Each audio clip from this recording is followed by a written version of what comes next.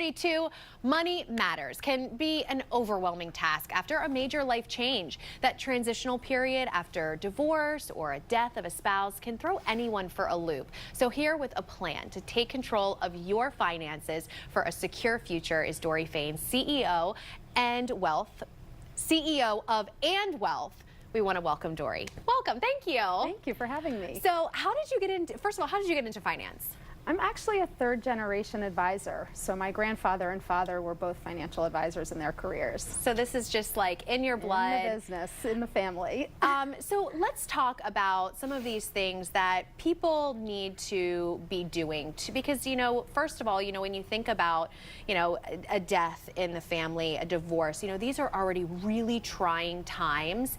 You don't want to have to be, dealing with some financial hurdles. So what are some of your suggestions for people? Yeah, and as difficult as it is to try to plan ahead, because it's typically not people's favorite thing to do, it is those transitional times when we're at our most emotional, stressful periods that we are also then making some of our biggest financial decisions. So ideally, if people can have a sense of what their overall budget is and understanding what their sources of income are to meet those expenses, knowing where all their important documents are, knowing who the key contacts are to call.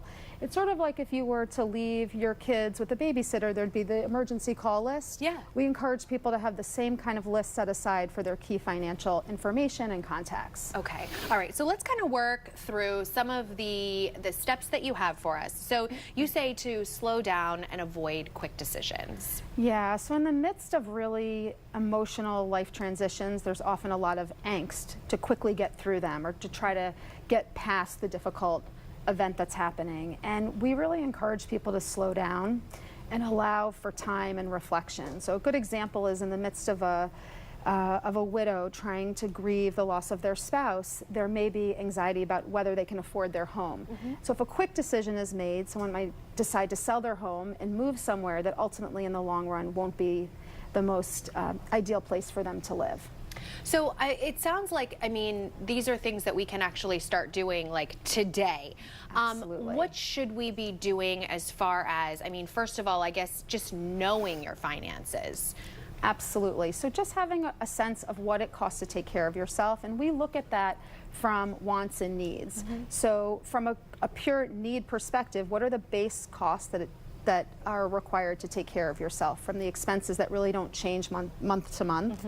And then with any income that's left over, what are the choices that you get to spend your money on, and how are you going to distribute that across the entire month to make sure that you have enough to carry you to the next month? Okay. What would you say to someone who maybe is in a relationship with someone and there's, joint incomes? What would you say to someone? I'm guessing, everyone needs to have their own financial kind of security blanket, if you will. Do you recommend in households, to have two separate accounts? Like, what's your thought on that? Yeah, it's obviously a very personal choice about how people manage within relationships and their finances. But I think women in particular, it's important because of the division of labor, often in relationships.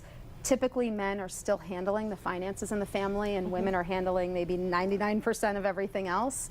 And because of that, it's really important that women have access to their own money, whether it's to do something special for the family, for themselves, and in the event that they need an escape route, that women know that they have the confidence that they have money to turn to.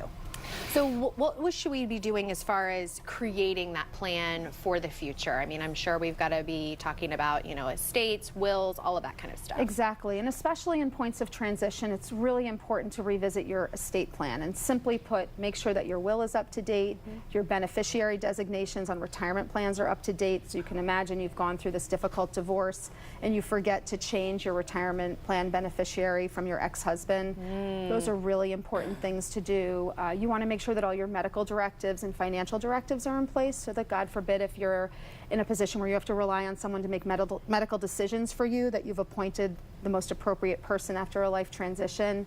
You want to make sure to talk to your accountant and make sure your tax plan is in order, and if you have investments that are being managed, to make sure that with your new circumstances that your plan is still in line with what your goals and what your needs are. All right, wonderful. You can find more at andwealth.com. Dorie, thank you so much for coming in and sharing your wealth of wisdom. Thank you for having me. All right, Horace, over to you.